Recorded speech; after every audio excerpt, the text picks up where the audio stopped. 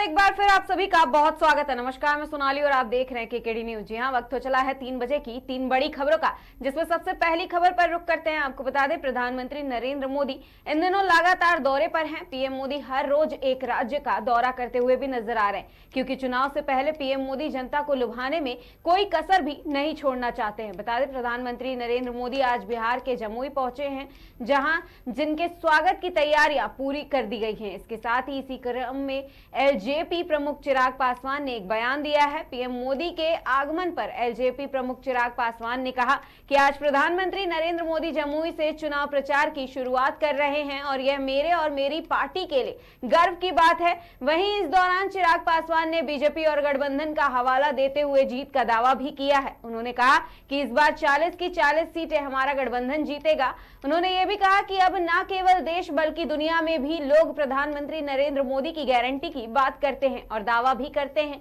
तो ऐसे में जो 400 पार का लक्ष्य है वो हम पूरा करेंगे और उसमें बिहार की 40 सीटों का महत्वपूर्ण योगदान भी होगा। आगे चिराग पासवान ने क्या कुछ कहा, सुनिए।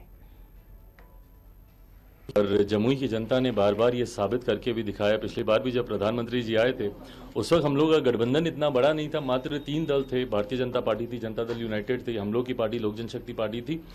उसके बावजूद हम लोग 40 में से 39 सीटें बिहार ने उनको जीत कर दी, क्योंकि उस दिन भी शुरुआत जमुई से ही हुई थी। और आज जब पुनः मेरे प्रधानमंत्री मेरी कर्मभूमि जमुई से शुरुआत कर रहे हैं, तो जहां एक तरफ मेरी पार्टी के लिए गर्व की बात है, तो वहीं पूरे जमुई वासियों के लिए इससे बड़ा सौभाग्य नहीं हो सकता। देश का ही नहीं, दुनिया का सबसे लोकप्रिय नेता बिहार जब आते हैं तो अपने चुनाव प्रचार की शुरुआत वो जमुई की धरती से करते हैं, तो यकीनन ये हम सब के लिए गर्व की बात है। और मैं मानता हूं जो पिछली बार एक सीट की चूक रह गई थी, किशनगंज वाली सीट, इस बार उसको भी पूरा करके 40 की 40 सीटें हम लोग का गठबंधन जीतेगा। लेकिन इंडिया अलायंस के लोग तो बोल रहे हैं कि मुंह है कुछ भी बोल दीजिए, 40 बोल दीजिए, 400 बोल दीजिए, 500 बोल दीजिए, खरीद लीजिए बाजार से। बिल्कुल सही बात है, ऐसे ही उनका भी मुंह है, बोलते रहे हैं और बोलते रहेंगे। 14 में भी बोले थे, 19 में भी बोले थे। बोलने से नहीं होता ना, आपको कार्य करना होता है, आपको धरातल पर उतरना होता है। आप मुझे बताइए, मेरे प्रधानमंत्री, अब लोग चुनाव प्रचार शुरू हुआ है तो अब एक्टिव होंगे, पर मेरे प्रधानमंत्री को आप देखिए, ज्यादा दूर भी जाने की जरूरत नहीं। पिछले 2 महीने का ही उनका कार्यक्रम आप उठा के देख लीजिए। कोई दिन ऐसा नहीं है जब मेरे प्रधानमंत्री देश के अलग अलग कोने में ना जा रहे हो। ये मेहनत जनता को विश्वास दिलाती है मोदी की गारंटी के प्रति। और जब मोदी की गारंटी अगर घर घर, आज की तारीख में तो देश में क्या दुनिया में लोग मोदी की गारंटी की बात करते हैं, तो ऐसे में 400 प्लस का जो लक्ष्य है वो तो हम लोग पूरा करेंगे ही करेंगे, बट उसमें बिहार की 40 सीटों का एक महत्वपूर्ण योगदान रहेगा। चिराग पासवान के लिए टॉप कौन सी सीट है, जमुई या हाजीपुर? ये दोनों जगह आपके लिए प्रतिष्ठा की बात है। देखिए, अंतर्गत निर्णय जनता के हाथ में है, बट दोनों जगह मेरे लिए दोनों क्षेत्र अगर आप बात करें तो वो मेरे लिए कोई राजनीतिक रणभूमि नहीं है, मेरे लिए कोई मेरा वो संसदीय क्षेत्र नहीं है। जमुई से पिछले 10 सालों में वो रिश्ता बना जो एक बेटे का परिवार के साथ होता है, और हाजीपुर से तो वो रिश्ता रहा ही है, क्योंकि मेरे पिता ने हाजीपुर को अपनी माँ माना और बचपन से हाजीपुर के लोगों के साथ उसी तरीके का रिश्ता रहा। ऐसे में मैं मानता हूँ कि जनता का प्यार ना सिर्फ इन दोनों जगह पर भरपूर मिलेगा, बल्कि हम लोग की 5 सीटों पर और बिहार में 40 की 40 सीटों पर। आपकी पार्टी से कुछ लोग छोड़ कर चले गए, बहुत गंभीर आरोप, परिवारवाद और क्या क्या बातें हो रही है, कैसे देखते हैं? देखिए, जब चुनाव आता है, जिन लोगों को टिकट नहीं मिलता है, स्वाभाविक है, और उनके आक्रोश का भी मैं पूरी तरीके से मैं सम्मान करता हूं।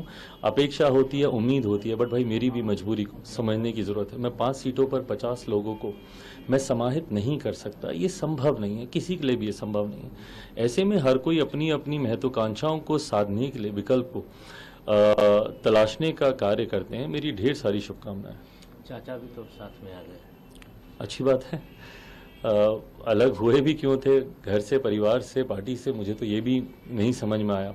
मुझे तो ये भी नहीं समझ में आया कि अभी भी हाल फिलहाल में उन्होंने क्यों मंत्री पद से उन्होंने इस्तीफा दिया। उस दिन आक्रोश में आकर एनडीए ने धोखा दिया, बीजेपी ने धोखा दिया, ये सारी बातें कहने की ज़रूरत नहीं थी। उसके बाद आपने सारे दरवाजे खटखटाए, कहीं पर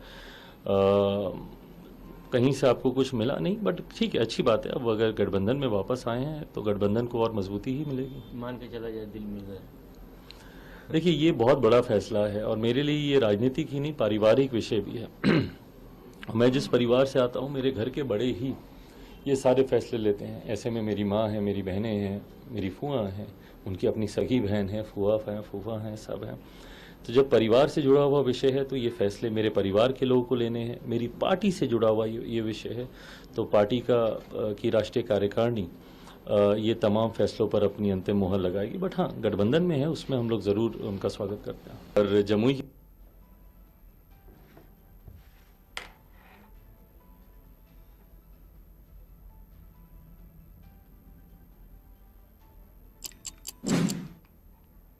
दूसरी खबर पर नजर डालते हैं। जी हां, आपको बता दें, जो जितना बड़ा भ्रष्टाचारी वो उतना बड़ा पदाधिकारी। जेल से छूटते ही बीजेपी पर जमकर टूटे हैं संजय सिंह। जी हां, आपको बता दें, लोकसभा चुनाव की तारीख नजदीक आ गई है और उससे पहले आम आदमी पार्टी के सांसदों के ऊपर जेल का खतरा लगातार मंडरा रहा है। जी हां, आपको ये भी बता दें कि सबसे पहले संजय सिंह, मनीष सिसोदिया की गिरफ्तारी और उसके बाद सीएम केजरीवाल की गिरफ्तारी से आम आदमी पार्टी बिल्कुल ढेर हो गई है। लेकिन इस बीच आम आदमी पार्टी को एक उम्मीद और आशा मिली है। बता दें, आप सांसद संजय सिंह को जेल से रिहा कर दिया गया था, जिसके बाद 6 महीने बाद जेल से रिहा हुए आप सांसद संजय सिंह ने पार्टी ऑफिस पहुंच करके बीजेपी पर हमला बोला।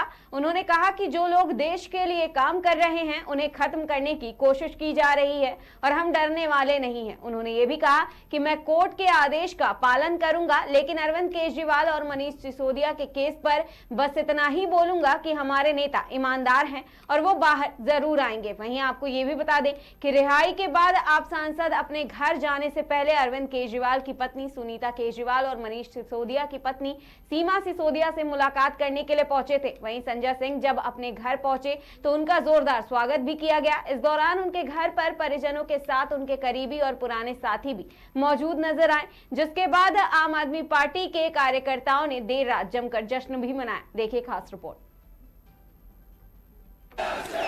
और देखो देखो कौन आया, और देखो देखो कौन आया, और देखो देखो कौन आया, और देखो देखो कौन आया, और देखो देखो कौन आया। भारत माता की, भारत माता की। इंकलाब अरविंद केजरीवाल, अरविंद केजरीवाल, आम आदमी पार्टी, हमारे कार्यकर्ता, हमारे सभी सुख दुख के साथी, संघर्षों के साथी और हमारा एक एक कार्यकर्ता जो भारतीय जनता पार्टी की तानाशाही का जमकर मुकाबला कर रहा है, उसको सबको हृदय की गहराइयों से बधाई देना चाहता हूं और नमन करना चाहता हूं। और इस आम आदमी पार्टी के कार्यालय से देश के तानाशाह को अगर मेरी आवाज सुनाई दे रही है तो मैं बताना चाहता हूं, यह आम आदमी पार्टी है। हम आंदोलन की कोख से पैदा हुए हैं, तुम्हारे किसी बदर घुड़की से डरने वाले नहीं हैं। तुम हमारी पार्टी को बर्बाद करना चाहते हो। अरविंद केजरीवाल को तुमने जेल में भेज दिया, मनीष सिसोदिया को तुमने जेल में भेज दिया, सत्येंद्र जैन को तुमने जेल में भेज दिया। उनका गुनाह क्या है? उनका गुनाह यह है कि वो दिल्ली की 2 करोड़ जनता को अच्छी शिक्षा देना चाहते हैं। उनका गुनाह यह है कि वो दिल्ली के बुजुर्गों को तीर्थ यात्रा कराना चाहते हैं। उनका गुनाह यह है कि वो मुफ्त में पानी देना चाहते हैं। हमारी माताओं बहनों को आर्थिक संकट में अपने पति का चेहरा ना देखना पड़े, इसलिए 1000 रुपए की आर्थिक सहायता देना चाहते हैं। उनका गुनाह यह है कि हमारी माताएं बहनें जब मजदूरी करती हैं, उनके पास बस का किराया नहीं होता। एक ऑटो वाले की बेटी जो कॉलेज जाती है, उसके पास बस का किराया नहीं होता। उनका गुनाह यह है कि अरविंद केजरीवाल कहते हैं हमारी बेटियों को, हमारी माताओं को बस की यात्रा के लिए 1 रुपए नहीं देना पड़ेगा। तुम हिंदुस्तान की सबसे बेहतरीन सरकार अरविंद केजरीवाल की सरकार को गिराना चाहते हो, तोड़ना चाहते हो। हमारे विधायकों को डराना चाहते हो, आतिशी को गिरफ्तार करोगे, सौरभ भारद्वाज को गिरफ्तार करोगे, दुर्गेश पाठक को गिरफ्तार करोगे, राघव चड्ढा को गिरफ्तार करोगे, हमारे विधायकों के घर पे छापेमारी करोगे, इनकम टैक्स का छापा गुलाब सिंह पे, कैलाश गहलोत से 4.5 घंटे पूछताछ, तानाशाही मचा रखी है इस देश के अंदर, तानाशाही मचा रखी है। आम आदमी पार्टी का एक एक नेता, आम आदमी पार्टी का एक एक मंत्री और विधायक अपने नेता अरविंद केजरीवाल के साथ खड़ा है, अरविंद केजरीवाल के साथ खड़ा है, दिल्ली के मुख्यमंत्री के साथ खड़ा है। क्या कह रहे हैं भाजपाई? भाजपाई कह रहे हैं केजरीवाल इस्तीफा क्यों नहीं देते, केजरीवाल इस्तीफा क्यों नहीं देते।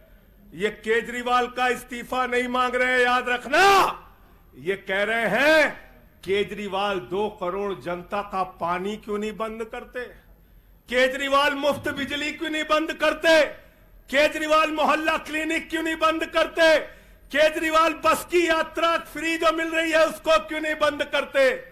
अरे एक छोटी सी सरकार, दिल्ली की केजरीवाल की सरकार इतनी बेहतरीन सरकार है, इतनी बेहतरीन सरकार है कि उसके जवाब में गुजरात के अंदर स्कूल दिखाने के लिए मोदी जी को टेंट का स्कूल दिखाना पड़ा। याद है कि भूल गए? जहां पर मुख्यमंत्री थे नरेंद्र मोदी जी, उन्होंने कहा केजरीवाल के टक्कर का स्कूल हमको दिखाना है, तो उन्होंने कृत्रिम स्कूल तैयार किया, टेंट वाला स्कूल तैयार किया। हमने दिल्ली के अंदर टेंट वाले स्कूल की जगह एयर कंडीशन कमरों का स्कूल तैयार किया, और नरेंद्र मोदी ने 25 साल गुजरात में भाजपाइयों के शासन के बाद टेंट वाला स्कूल तैयार किया। तो इस देश के कानून में कहते हो मुख्यमंत्री और आम आदमी बराबर है, तो जरा मुझे बताइए, सोमनाथ भारती कानून के जानकार हैं, क्या प्रधानमंत्री को कानून में छूट है? कानून में छूट है क्या? छूट है क्या? अरे कल को एक मुकदमा मोहाली में लिखा जाएगा, 2 दरोगा वहां से आएगा, एक मुकदमा झारखंड में लिखा जाएगा, 3 दरोगा वहां से आएगा, एक मुकदमा तमिलनाडु में लिखा जाएगा, 5 दरोगा वहां से आएगा, और 5 मुकदमा बंगाल में हमारी ममता दीदी लिख लेंगी, तो 10 दरोगा वहां से आ जाएंगे, 10 दरोगा आ जाएंगे, और मोहाली और रोपड़ वाला दरोगा आएगा, कहेगा नरेंद्र मोदी जी घर पे हैं।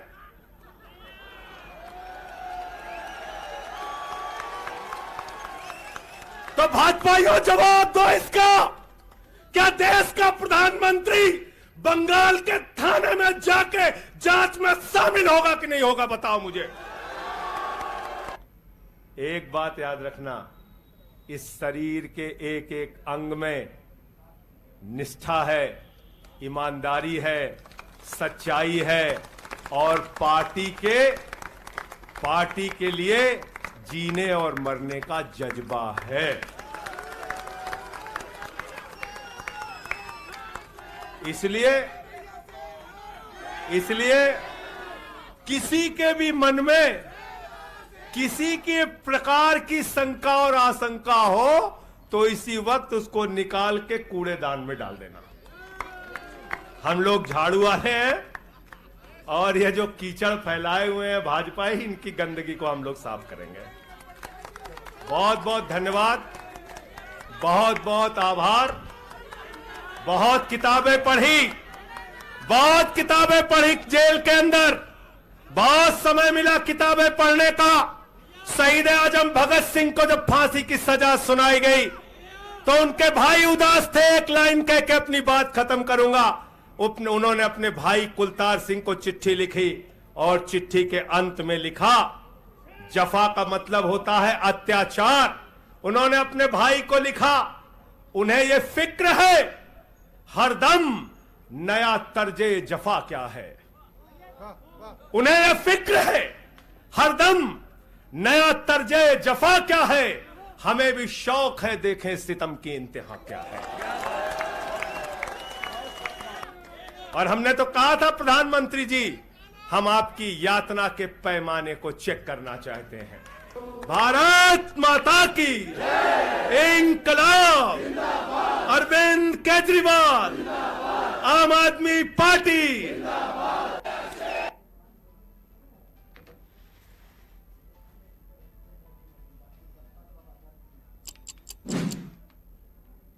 रुक करते हैं सबसे जरूरी और तीसरी खबर पर। जी हां, आपको बता दें, लोकसभा चुनाव से पहले गठबंधन को लगातार बड़ा झटका लग रहा है। कांग्रेस को आज यानी गुरुवार 4 अप्रैल को भी एक बड़ा झटका लगा है। बता दें, पार्टी के बड़े नेता गौरव वल्लभ ने पार्टी से इस्तीफा दे दिया है और इस्तीफा देते हुए उन्होंने कहा कि वो सनातन विरोधी नारे नहीं लगा सकते हैं और ऐसे में पार्टी में बने रहना बेहद मुश्किल भी है। बता दें, गौरव वल्लभ ने सोशल मीडिया एक्स पर कांग्रेस अध्यक्ष मल्लिकार्जुन खड़गे को टैग करके इस्तीफा की फोटो शेयर की है और इस्तीफे का ऐलान भी किया है। वहीं गौरव वल्लभ ने अपने पोस्ट में लिखते हुए कहा कि कांग्रेस पार्टी आज जिस प्रकार से दिशाहीन होकर आगे बढ़ रही है, उसमें मैं खुद को सहज महसूस नहीं कर पा रहा हूं। उन्होंने लिखा कि मैं ना तो सनातन विरोधी नारे लगा सकता हूं और ना ही सुबह शाम देश के वेल्थ क्रिएटर्स को गाली दे सकता हूं और इसी कारण मैं कांग्रेस पार्टी के सभी पदों और प्राथमिक सदस्यता से इस्तीफा दे रहा हूं। वहीं उन्होंने मल्लिकार्जुन खड़गे को भेजे इस्तीफा लेटर में लिखा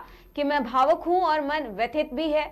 उन्होंने लिखा कि काफी कुछ कहना चाहता हूं, लिखना चाहता हूं और बताना भी चाहता हूं, लेकिन मेरे संस्कार ऐसा कुछ भी कहने से मना करते हैं। फिर भी मैं आज अपनी बातों को आपके समक्ष रख रहा हूं क्योंकि मुझे लगता है कि सच को छुपाना भी अपराध है। वहीं उन्होंने कहा कि ऐसे में मैं अपराध का भागी नहीं बनना चाहता हूं और इसके साथ ही अब गौरव वल्लभ के इस बयान पर कांग्रेस को बड़ा झटका लगा है और इसके साथ ही सियासत भी तेज हो गई है और जमकर शुरू हो गई है। बड़ा सवाल यह है कि आखिर विपक्ष के सारे नेता ही क्यों पार्टी को छोड़कर दूसरे पार्टी की ओर रुख कर रहे हैं। सत्ताधारी पार्टी का कोई नेता ऐसा क्यों नहीं करता। उससे पहले देखिए एक खास रिपोर्ट।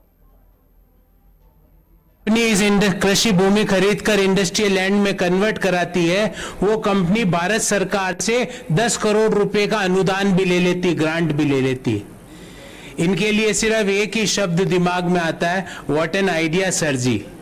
पर ये आइडिया सबके लिए लागू नहीं है। इस आइडिया को करने के लिए, इस आइडिया का फल पाने के लिए आपको भारतीय जनता पार्टी के मुख्यमंत्री या मुख्यमंत्री के परिवार का सदस्य होना पड़ेगा और पूरा ब्यौरा लेके आया हूं आज। अब इस कहानी को शुरू करते हैं और ईश्वर से प्रार्थना ये करूंगा कहानी शुरू करने से पहले कि ऐसा आइडिया हमारे बेरोजगार युवक के जीवन में भी आ जाए, ऐसा आइडिया हम सबके जीवन में भी आ जाए कि हम इतनी तीव्र गति से कृषि भूमि से इंडस्ट्रियल लैंड से अनुदान ले लो। और कैसे अनुदान लिया गया, क्या क्या हुआ, उस कहानी को शुरू करते हैं।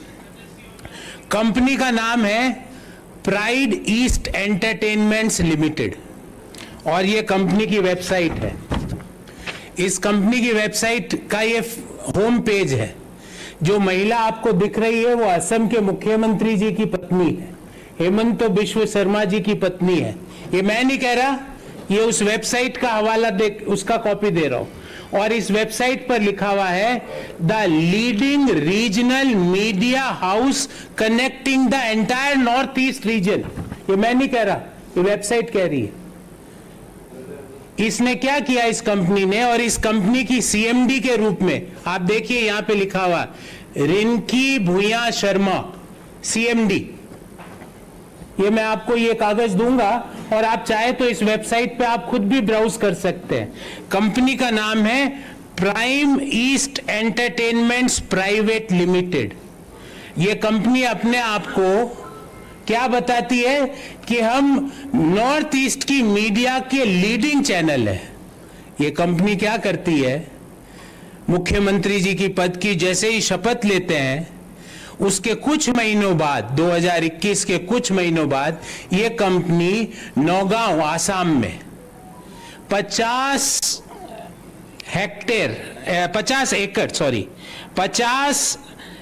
एकड़ जमीन ये कंपनी खरीदती है और वो जमीन भी कृषि भूमि है। और कृषि भूमि 50 बीघा, एग्जैक्टली इट इज 50 बीघा, नौगांव आसाम में। और उसकी डिटेल आपको मैं बताता हूं। उसकी डिटेल है विलेज दारीगाजी, नौगांव आसाम। ये कंपनी 50 बीघा जमीन नौगांव आसाम में कृषि भूमि खरीदती है। ध्यान रहे, मुख्यमंत्री जी ने पद, गोपनीयता, संविधान की शपथ ले ली है, उसके बाद ये ट्रांजैक्शन चालू होता है। उस खरीद के कुछ ही दिनों बाद, मतलब बिजली की गति से, वो कृषि भूमि कन्वर्ट हो जाती है इंडस्ट्रियल लैंड में। अभी भी कहानी खत्म नहीं हुई है। इंडस्ट्रियल लैंड में खत्म होते ही ये कंपनी कहती है कि हम फूड प्रोसेसिंग का काम कर रहे हैं, जबकि यह वेबसाइट में क्या लिखा हुआ है मैं नहीं बोल रहा, leading north east media channel, और वो कहते हैं हम फूड प्रोसेसिंग का काम कर रहे हैं। भारत सरकार की एक स्कीम है जिसका डिटेल, जिस स्कीम का नाम है किसान, एग्जैक्ट स्कीम का नाम है, मैं आपको बताता हूं, किसान संपदा योजना, प्रधानमंत्री किसान संपदा योजना, जो कि स्कीम किसके लिए बनी है? किसानों के लिए।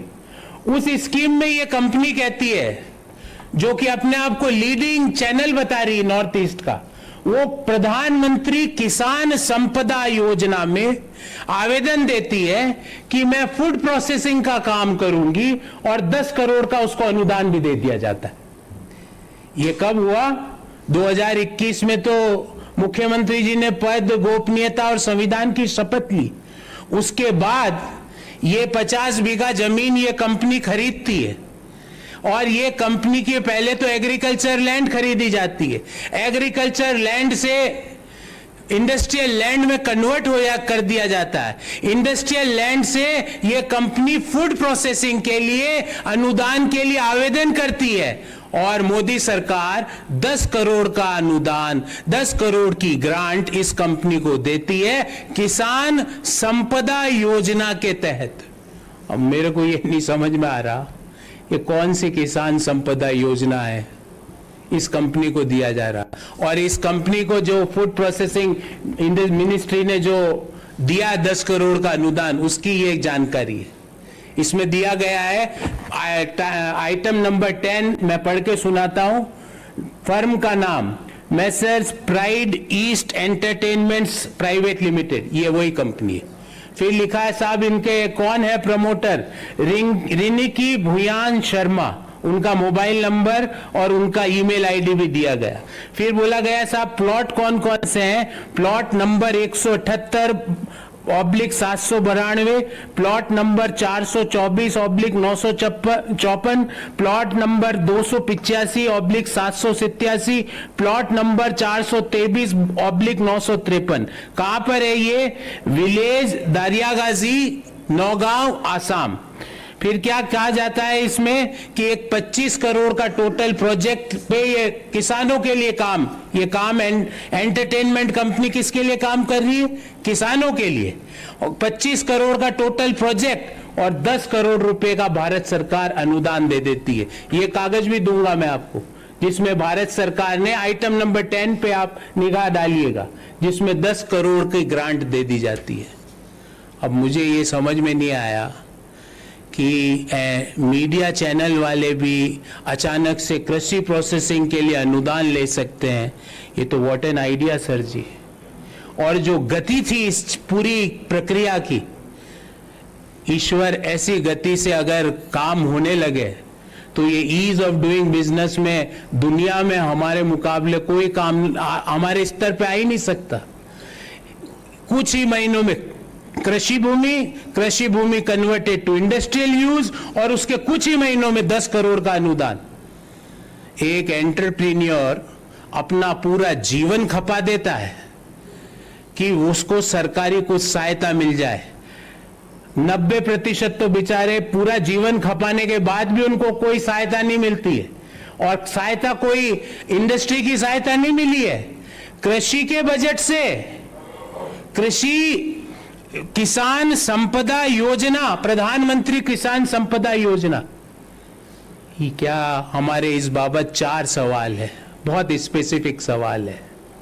मोदी जी, हम आपसे पूछना चाहते हैं, जिस व्यक्ति को आप भ्रष्टाचारी कहते थे, लुइस बर्जर केस का आप हवाला दिया करते थे, चिट फंड घोटालों में आप नाम लिया करते थे चुनावी रैलियों में, भ्रष्टाचार का एक शिरोमणि व्यक्ति आप जिसको हेमंत बिश्व शर्मा को कहा करते थे, मोदी जी क्या ये आपका मॉडल है मोदी जी किसानों की आय डबल करने का?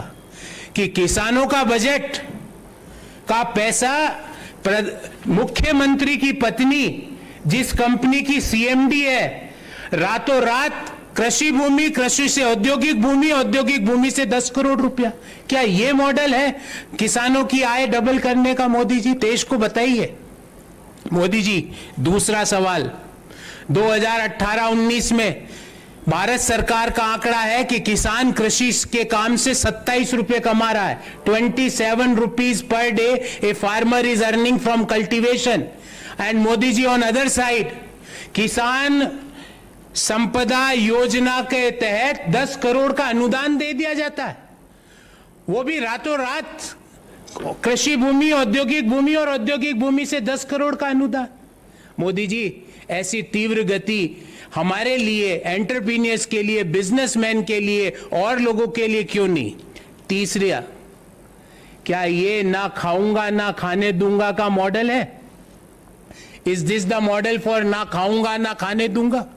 And last but not least, ये मैं भारत के सभी बेरोजगार युवकों की ओर से प्रधानमंत्री को हाथ जोड़ के विनम्र निवेदन करता हूं कि प्रधानमंत्री जी, पहले एक स्कीम देश ने देखी जिसमें Jay Shah model of business देश ने देखा, अब दूसरी स्कीम देश देख रही है जिसमें Hemant Biswa Sharma model of business देश देख रहा है। ऐसा मॉडल, और मोदी जी पूरा नहीं दे पाओ, हमारे जो रोजगार युवक है उनके आइडिया को मोदी जी 10 करोड़ नहीं 10 लाख ही दे दो। इस गति से 10 करोड़ नहीं चाहिए उनको, 10 लाख ही दे दो, वो तो कमा भी लेंगे, उनके पास लगन है। पर ऐसी कंपनी को देने से अच्छा मोदी जी अनुदान भारत के किसानों को दे दिया जाता। Is this the model? And last but not least, this is humble request from all the unemployed young people of our country that Modi ji, is such kind of scheme available to crores of unemployed youth of our country? If yes, please give assurance in the next मन की बात कि ऐसे ही देश के युवा भी कृषि भूमि खरीदो, 2 महीने बाद इंडस्ट्रियल लैंड, उसके 2 महीने बाद अनुदान ले लो 10 करोड़ का। Is this the scheme of business which you are promoting? We have very specific 4 questions. I am open for questions if you have any. First of all on the subject, and then we can take other issues also. अब मैं तो आपको एक कागज दिखा रहा हूं, क्या ये जानकारी गलत है? क्या ये वेबसाइट की जानकारी गलत है? बता दे कि ये वेबसाइट गलत है, या ये महिला जो है ये असम के मुख्यमंत्री जी की पत्नी नहीं है जिनका नाम लिखा हुआ है सीएमडी, क्या ये जानकारी गलत है? जिसमें ये लिखा गया है पॉइंट नंबर 10 में, मैं पढ़ के सुनाता हूं आपको, और ये अनुदान की राशि का ऑर्डर है। Messrs pride east entertainments private limited, Riniki Bhuyan Sharma, plot number 178/792, 424/954, 285/787, 423/953, village Dariyagaji, district Nagaon, grant 10 crore. Is this wrong? अगर ये गलत है तो बताएं हमको कि ये अगर दोनों दस्तावेज गलत है, अगर ये दोनों दस्तावेज गलत है हेमंतो जी, तो बताइए आप हमको। गौरव जी, आपके एक सहयोगी है आम आदमी पार्टी के नेता राघव चड्ढा, उन्होंने आज के हालात की तुलना इमरजेंसी से की, लेकिन साथ में ये भी कह दिया कि इंदिरा गांधी के जमाने में हिटलर शाही थी। इस पर कांग्रेस को क्या कहना है? अब वो मैं उनको यही आग्रह करूंगा, राघव जी जो भी बोले पहले केजरीवाल जी से चेक करवा लें, फिर बाद में केजरीवाल जी आपको डांटते हैं और उनको दूसरी बात बोलनी पड़ती है। आप उनसे पहले एक बार उनके जो भी बोले उस कागज पे उनके हस्ताक्षर करा लें। और ज्यादा आप ऐसे बोलेंगे राघव जी, राजनीति में इतना ज्यादा बोलना भी अच्छा नहीं होता है। ये मेरे बड़े भाई के रूप में उनको सलाह है।